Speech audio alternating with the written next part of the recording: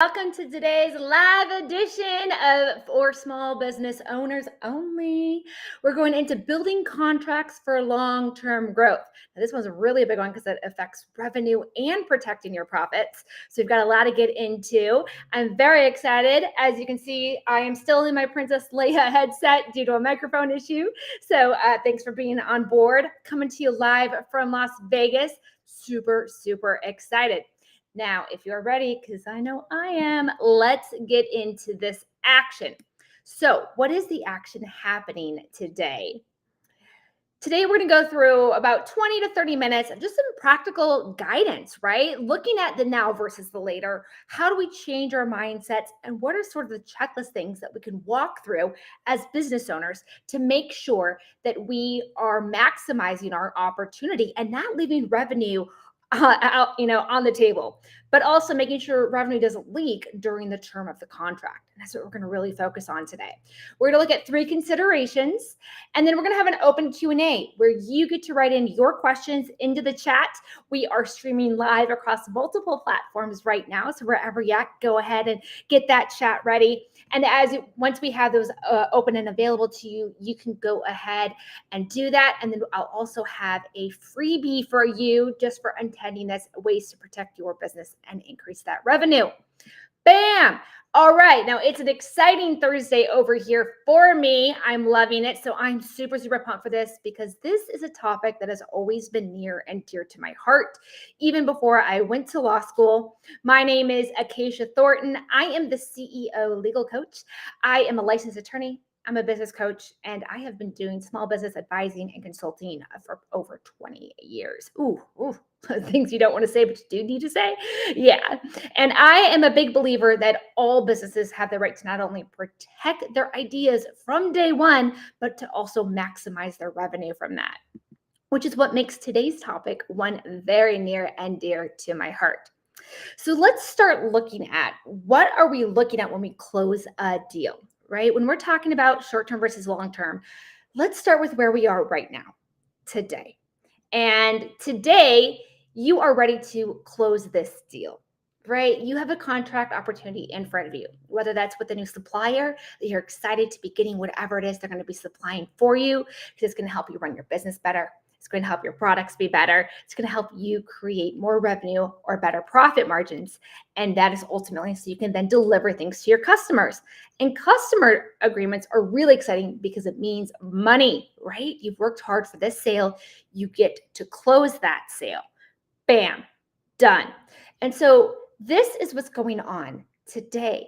We're going to take all those conversations that you have had with the other side, and we're putting pen to paper with it. We're saying, this is what we agreed on. This is the product or services that are being exchanged. What's getting exchanged for that? Usually money, but sometimes other things. And we're going to look at that goal and the dream vision of this deal right here, right now. Bam, signed, amazing. Yes.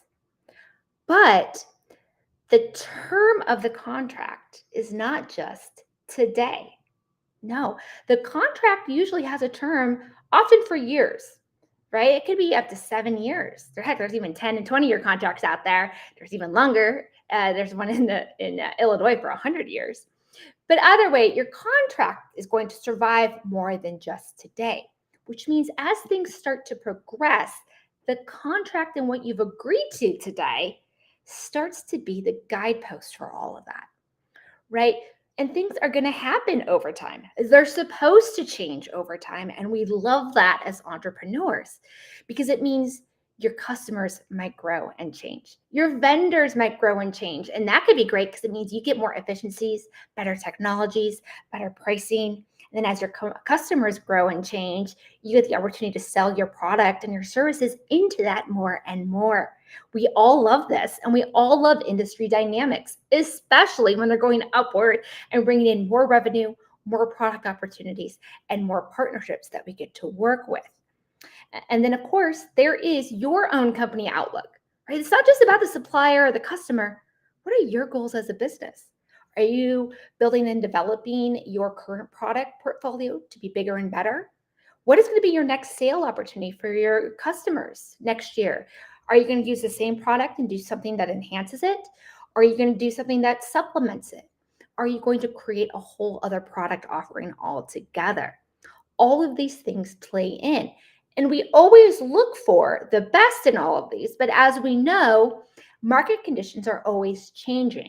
And the direction the customer goes, the directions the vendors go, and the directions you go are not always going to be the same directions at the same time, at the same pace, with the same goals. Those will change over time. So, well, today we had that goal of this is going to be the use case for the product, or this is what you're going to do with what we have to offer. This is how you're going to use it. The truth is, over the term of that contract, things are going to change because that's what makes business opportunity a business opportunity over time. Things don't stay stagnant. So today for them and today for you, money, loving it, dream goals are being achieved. That's why people are signing a contract. But the truth is, tomorrow everyone's going to be like this. And that's a fun, exciting roller coaster. We're just not always going to be going the same direction at the same time. And this is where starting to think about not just the short term, what business are we closing today? But how does this contract play even into upcoming revenue opportunities over the term? And that's going to be part of our key considerations today. And things don't always change for bad reasons either. Like I had a client, I was working for a company, and they were so excited. There was a customer of theirs, who was kind of like a part customer, part supplier of theirs, and they've been working with them for years. And so they were really excited. They're like, you know what?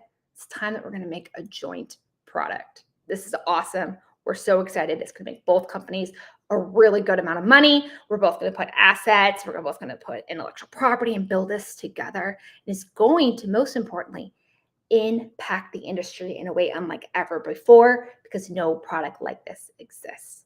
So both parties super pumped, super excited. They start working on this. Definitely trustworthy partnership because they've been working together for a long time already on other things. So this was the next step in the relationship. And they had signed, I believe it was a 5-year contract to really get this project off the ground. Well, guess what happened just 1 year into that project? A disruptor came in.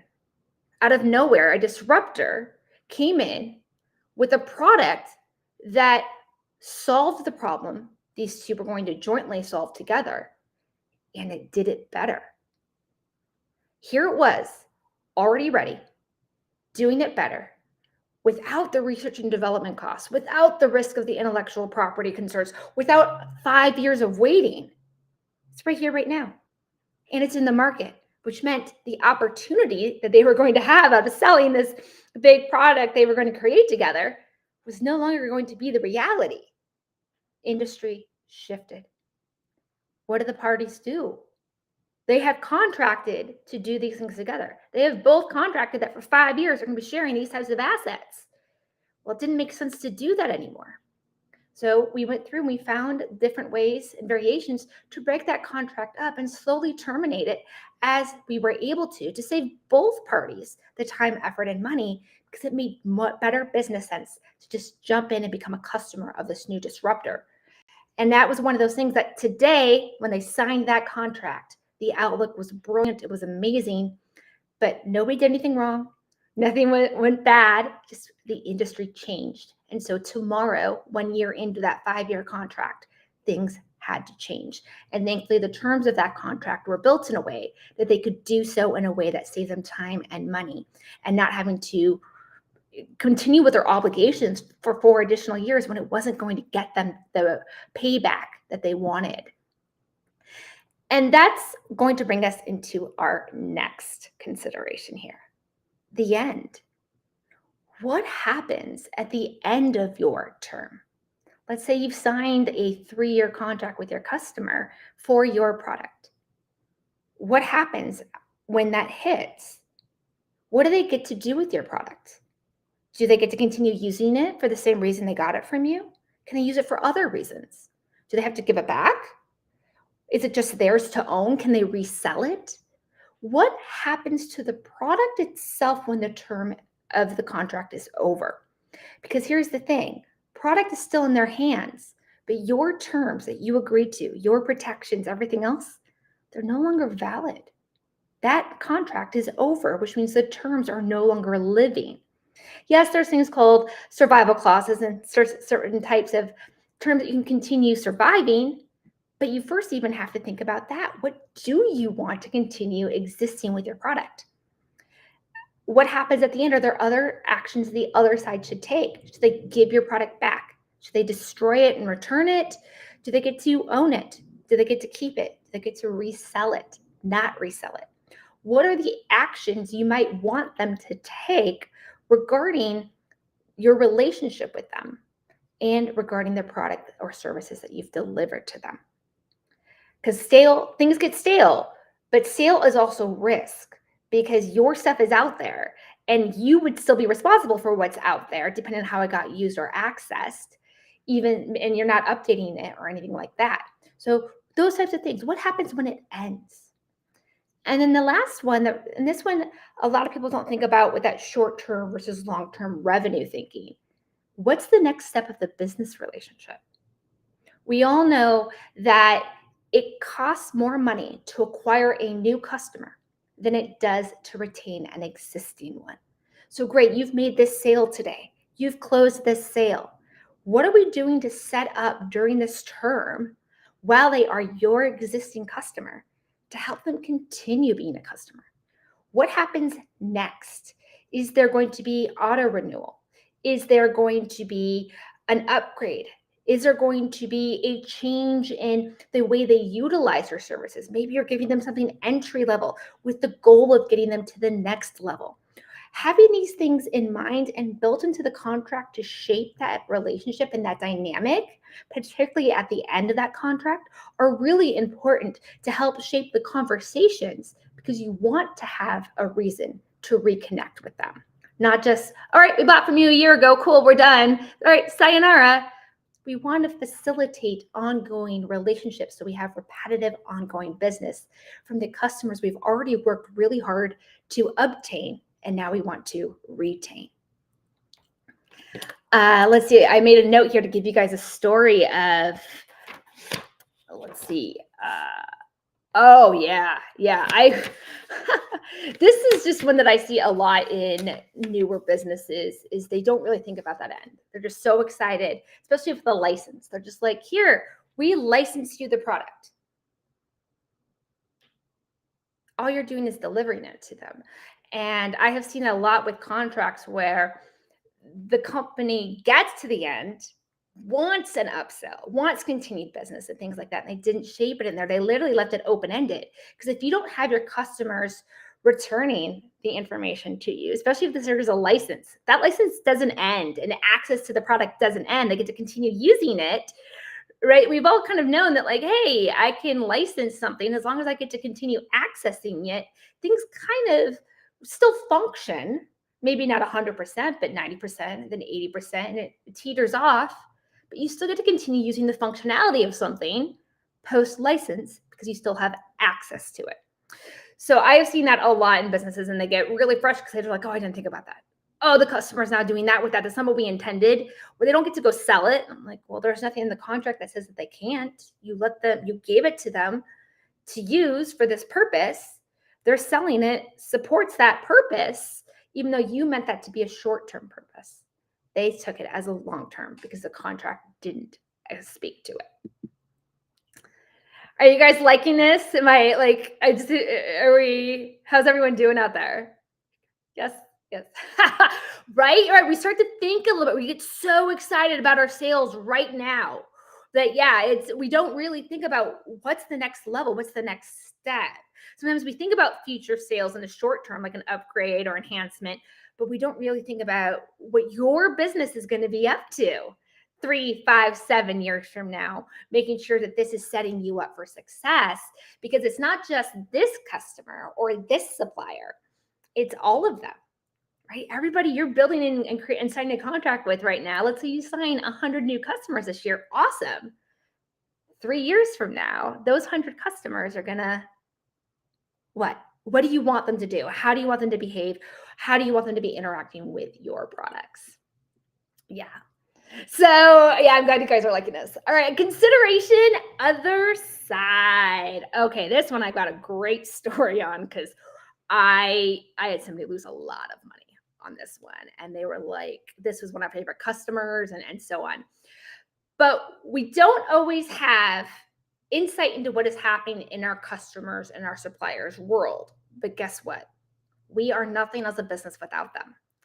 And so it is good when we're looking through our contracts to make sure that we're getting what we need from our suppliers continually through the term of the contract. And with warning if there's going to be any changes. Same with our customers. We don't want our customers to just be taking our things and doing what they want with them. We agreed today for a certain product, for a certain use case, based on the conversations. But as we know, people get creative, right? I love Alex Hermosi's idea about a brick. It's like, hey, you have a brick. What can you use that brick for? You can build a wall with a brick. You can hold a door with a brick. You can use it as a paperweight.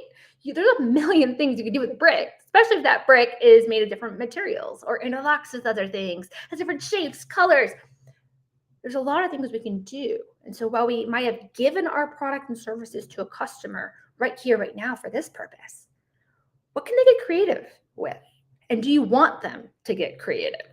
Because they could get creative, not just for their use, but for their customers' uses, for their products. They can start making money off of your things. Did you mean for that? Did you price for that? And having the right terms in the contract based on how they may behave enables you to step in and ask for more revenue when it makes sense. Or give them permission because that's added value. We're having a great relationship. You're doing other things with us. It's all good. Same with your suppliers. Okay, their stuff is changing, but your products rely on their stuff. Are they able to just force changes on you? What if your technology can't keep up? What if you had a vacation plan for that month? Now what are you supposed to do? The contract was built right. You'll have the right amount of warning, phases, and ability to adjust to each of these things. Now, one of the stories I want to share with you kind of goes to these bullets that are on the screen right now. Understanding when we're contracting that we're contracting with an entity and not a person. And why this is important is we build relationships with people. And one of my clients, they had a great relationship with one of their customers, an amazing relationship. And that contract, though, it's not those people who are signing that contract, it's the entity, right? Company one signs product to sell product to company two. Well, company two got a new CFO, a chief financial officer. And CFOs are great because they can come in and they can look for ways to be more efficient. They're going to look at ways to balance your revenue better. They're going to look at your contracts, see if there's ways that you can maximize those, eliminate redundancies and things like that. And so that's what the CFO did for this customer. He came in and he was like, bam, do you guys see? You're already paying for these things. You're paying for them twice. Why don't we just use the one vendor that we already know and love? And that was my customer. I mean, my client, company A. Like, let's do that. Did you also know that we have these other products we're building that they could build off of this exact same one? So we don't have to pay for new vendors. We already have what we need. This contract has a use case that allows us to do this. So the CFO got really smart in doing these business decisions based on a pre-existing signed and ongoing supplier contract with my client, customer A. Well, customer became competitor. They started using the product in a way that was not foreseen at the time it was signed. It wasn't part of the discussions because here we were 3 years into a 5-year contract. The business plan for the customer had changed. They were now creating different types of products for their customers based on how the market conditions had changed. And here they were with my client's product and using it this way. And so my client ran to the legal team and said, legal team, we don't want this being used this way. This wasn't what we talked about with these guys. We need this to be stopped. Now it's actually interfering with one of our new product rollouts.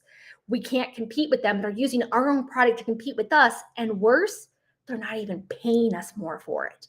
We're losing an entire set of revenue stream without even extra money for it. They're still paying the original fee that we had signed up for what was discussed as the use case. So legal team goes through, checks the contract, and this contract was written before I got there. And we were like, look, the way you had drafted the use case permission that you gave them, they are within their rights.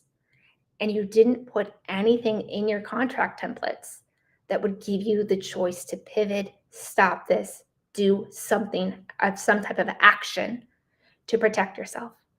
None of that was available. So 3 years into a 5-year contract, for the next 2 years, my client, company A, had to continue providing under an existing contract their product to a customer so that customer could go in and compete and cannibalize what company A had intended to do over that 3 years. All because they did not think about forward movement of that customer. And it's true, we can't always think about like, hey, what products are going to roll out next. But we can think about limiting the use cases to what is agreed to and having the right conversations with our customers to get a sense of what direction they're going. Because when we get a sense of what direction they're going, we not only enable ourselves to have upsells and ongoing revenue, but we also get a sense of where the industry is going from somebody other than our own eyes. Our customers and our suppliers are very close in the vertical to us, right? And oftentimes when there's mergers and acquisitions, it's in the vertical to collapse those margins and to streamline things into the market. And by knowing what's going on, having the right conversations with our suppliers and our customers in a way that gives us that foresight, we can not only put the right terms in the contract now to secure and limit, right? We can give them a little bit of growth room, but hey, you hit certain boundaries, you got to come back to us. Or hey, you hit certain boundaries, we reserve the right to charge more or to change things. And then it gives you the insight into where the industry is going in an ancillary way to your business model, so that you can also be like, hey, these guys might be a good person to partner with to create a new product with them. Because imagine if my client had partnered with their customer, they both would have been making a better product and both would have been making revenue just by having those conversations along the way. So conversation and then building the contract that has that correct is going to streamline business, but also make you more robust in your future business plan as you navigate various opportunities, because you'll see them coming a lot faster. Yeah. All right, so on to our last main consideration, right? And that's consideration you, baby. You are always party number one on every document because you are number one and you're also a party. But where are you going? If you're signing a 5-year contract, what's your 5-year outlook? What are going to be your new product launches? What are going to be your new business opportunities? What's happening in the industry? Or do you plan on having supplier changes? Where are you looking to simplify your margins? Where are you looking to streamline all of your suppliers? And what might they do that's going to impact your customers and your products and your offerings? And then, of course, we know, especially in the world of AI, just the way AI has taken over so much, technology updates, legal updates, privacy has come into play in different ways. And we've all had to navigate and pivot to play this dance with these things. So while we cannot foresee all of it, we can have an idea the direction we're planning and building to go. And knowing this already for yourself, you can build this into your contracts so that your customers are now obligated to have the right conversations and triggers with you. And you are set up for your next success with them, as well as with your suppliers. And a story that happened with one of my clients is they were a big supplier for a company that had a good amount. they took a chunk of the industry. So it's kind of nice, right? They're like, we will be your primary and main supplier for this chunk of the industry. And we, by the way, of course, get some of our stuff from our suppliers. So supplier, client, and their customer. Well, two things happened. These guys had somebody come in as a customer saying, hey, we actually can give you 10 times the amount of business these guys do. And we'll do it exclusively with you. We'll sign exclusivity, meaning we're not going to go anywhere else. Guaranteed business, 10 times more in this industry. But here's the thing. We've got to be your exclusive provider in the market. Okay. Well, these guys over here who were pre-existing, they didn't know about this. But my client has an amazing business opportunity. Amazing, right? 10 times. But guess what? They're in a contract. They're in a contract over here with these guys. And that contract gave my client two choices. One, you can terminate with enough notice on certain anniversaries. So my client could wait for those anniversaries and give that notice. Bam, automatically out. Or there was a pivot term. And a pivot term means something that if it's triggered right, you can pivot and shift. And what my client did is they realized there was a pivot term in there that said if things change with their supplier, they were allowed to pivot. And that pivot could include terminating the contract. So here these guys were, 10 times exclusivity offer, but they had to be the exclusive provider. And so they went to the supplier. Said, supplier, did you know we can also bring you 10 times more business? Right, you see how this is going? And they changed the terms up here. So now this contract allowed these guys to get out. These guys were given no notice. None. My client decided that for the sake of the business relationship, they would give these guys 60-day notice. So on 60-day notice, this company was suddenly out of its primary supplier for all of its customers. And within 30 days, it was unable to pay its bills. Not because my client did anything wrong. My client made a brilliant business decision based on what came up for them. These guys had signed a piece of paper that didn't secure them the opportunity to have good notice, that didn't give them the security and opportunity to phase things out, that didn't give them the opportunity to even find a new supplier or renegotiate or find something else. These guys were just able to terminate and cut them loose. This company ended up struggling very much because of that, while everybody else in the vertical thrived. So this is one of those ways that, you might suddenly have amazing opportunities that you can't foresee right now come up in the future. And you don't want to have to say no because you're in a contract for less. Your company is worth its entire future and worth everything. And you want to make sure you are set up for that success. So that is the key of today's main lesson. Contract for today, what you know today, all the conversations, the sales, the opportunity, the exchange of value, product and services that are going to happen with your suppliers and your customers. But do know tomorrow is going to happen because business happens. And it's not always a bad thing that things change. It's not a bad thing that there is growth for your suppliers. There is not a bad thing that there is growth and change for you. And it is not a bad thing that there's growth and change for your customers. The key is to make sure that your contracts and the terms you're agreeing to foresee that and set you up for success based on your goals and where you're going. And you could do that by making sure they're set up for your business plan, but also a look at the market. Now, we're going to open it up to your live Q&A. So go ahead and find your chat button and go with your little fingers there. And while you're finding that, I want to let you know that today's freebie is a free non-disclosure agreement with customization. A non-disclosure agreement is what you can use with any of your business relationships, customer, suppliers, vendors, partners, freelancers, any B2B relationship. And what it's going to do is it's going to protect your ideas and your information. Because as you're going through and having these conversations with the other side, You don't want to be giving away things that they can then now go and take to your competitors, that they could take and do what they want with them, make their own products and do things like that. You want what you're sharing to both be intimate and helpful and valuable to build great, trustworthy relationships. But that trust also requires that things are not being taken advantage of. And it's not that anybody means harm. Again, business opportunities are business opportunities. And sometimes information from one party can end up just going a direction we didn't intend it to, based on some of the examples I gave you earlier today. So an NDA is going to help you with that. You can find that there at CEOLegalcoach.com/free NDA templates.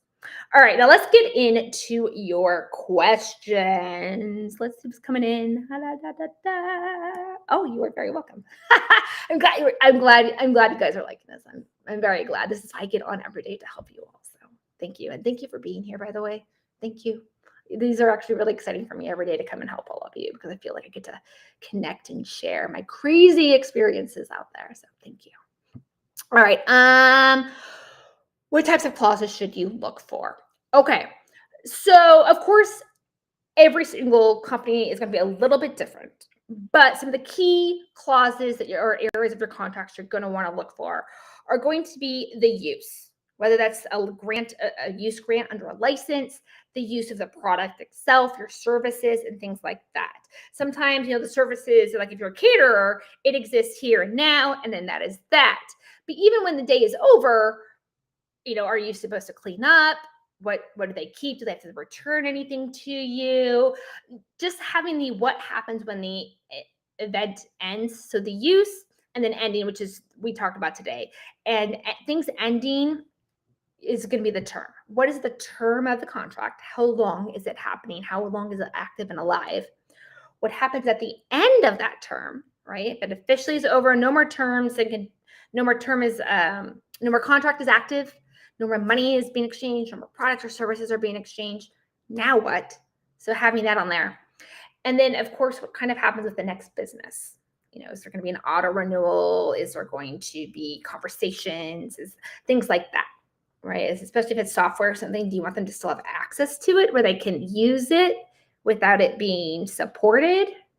Things like that, where you're just like, okay, what's the next step? When it's all over and done with, I'm not getting any more money from my customers. I'm not involved with delivering anything. What happens? And same with their suppliers. And then a couple other clauses to look at is the termination itself. Right? We talked earlier about having the ability to terminate can be great for business, but it can also be really bad for business if you're on the wrong side of it. So termination, what triggers it? Is there a notice period? Is there a phase out period? What is the impact of that termination on you, your supplier, and so on? Just understanding that and trying to offset concerns, because you do want everybody to be able to pivot and navigate their business as necessary, because we want businesses to keep thriving and going. We don't want people to go bankrupt because you were stuck in a contract. But that isn't good for anybody anymore. But at the same time, you don't want to suddenly go bankrupt because the contract was terminated.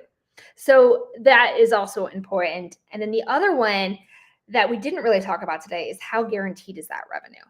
How guaranteed is the revenue? Yeah, it's a 5-year contract, but if they can terminate early or certain things can happen along the way, guess what? That revenue is not actually guaranteed for that term. There's even things called force majeure, for example, that certain things out of people's control can come in and sort of pause one party's side of those obligations. And if one party isn't delivering, well, then the other party's probably not paying. So things like that are really important. In fact, I'm going to have a training coming up here soon. I have one with Small Business Development Center regarding getting financing from your existing contracts. And a big part of that is looking at how guaranteed that revenue is. But then we also have other ones about like what provisions in your contract impact your revenue. So those are both trainings that are going to be coming up here in the next few weeks. So keep your eye out for those. Yeah.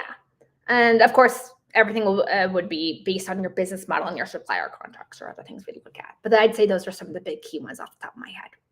Yeah. Great question. What else do we have? Balancing the flexibility of meeting what your business needs are versus what your customers are asking. Okay, yeah, right. Sometimes customers aren't going to sign unless they get certain things. They're like, that's great. You want our revenue forever. You're not going to get it forever. You got to do these things, or you're going to make these carve outs. How do we balance these? Yeah. So I would say two things. Let's look at your business model. Let's look at what you need, what you don't need, and kind of make a hierarchy. Hey, these are core. These are core. If we don't have these, we could end up bankrupt. We could end up in non-compliance with the supplier agreement. We could end up violating something, and that's just we're gonna lose the business, right? That's not ever worth it. But then there's other things that are like, it's nice to have these. It'd be nice to have those. We can start to sort of wash away the intensity of them. It's one thing to be like, you can never terminate, to, okay, you can't terminate unless A happens. That's different, right? So we start to make these little carve outs, but we don't take away, we don't suddenly say, hey, you could totally, terminate whenever you want, except for when it doesn't, the way we frame and make those little carve outs can be really important. So first and foremost, what's the hierarchy of what you need as a business to stay compliant, to stay in business, to not violate your supplier agreements, because your supplier agreements might have requirements. And then from that, making sort of, these are non-negotiables. Well, these are ones that we can kind of make you some carve outs, but we're not going to move far. And these are others that are nice to haves, but we don't need them. So we put them in there as a default, but there's certain customers, right? Sometimes it's not worth giving away a lot of risk to pivot and make a business decision for a $100 customer.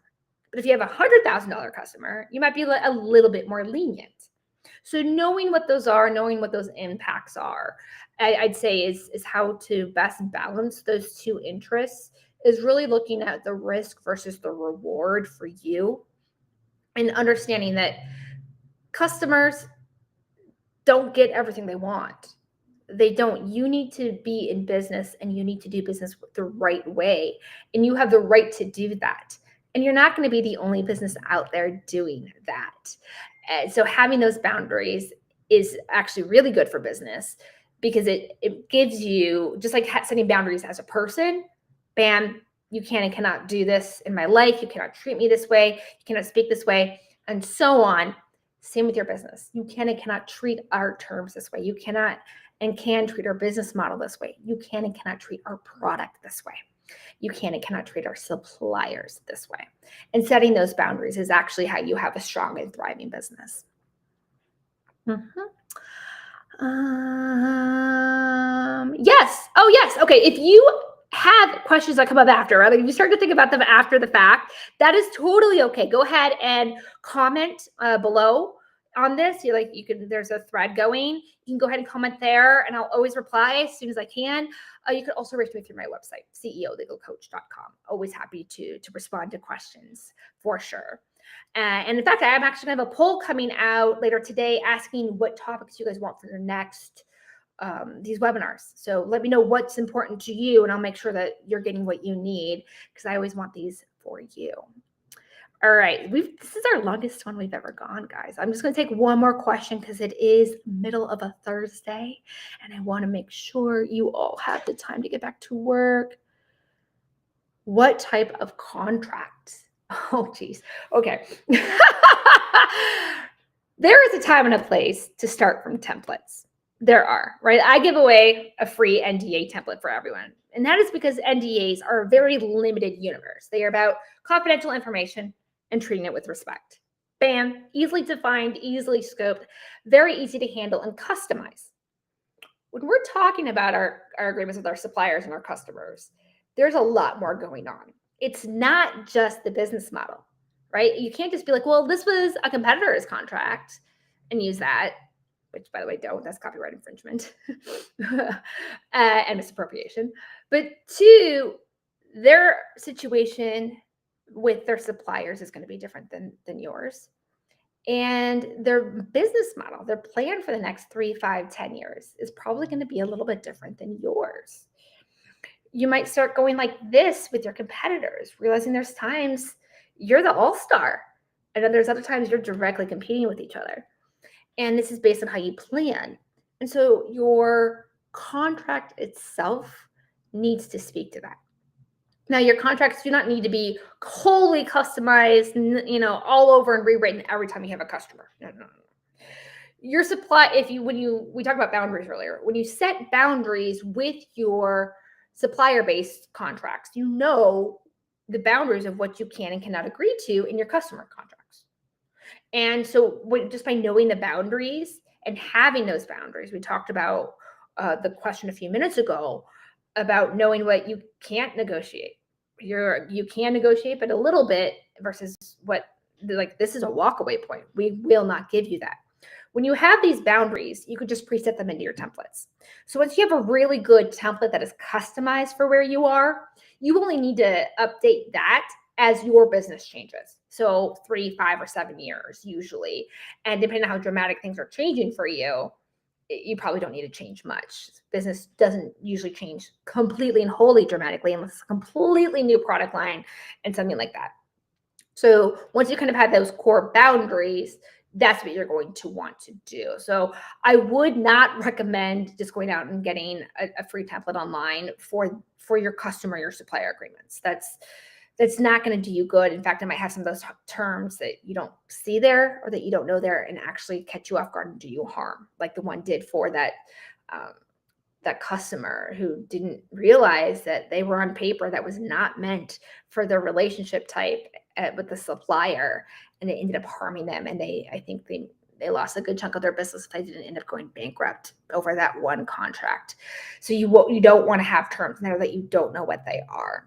So I would recommend getting with somebody, whether that's an attorney, a legal coach like myself, a contract specialist, just somebody who's going to be able to walk through those and refine those areas based on your business model for sure. Yeah, absolutely.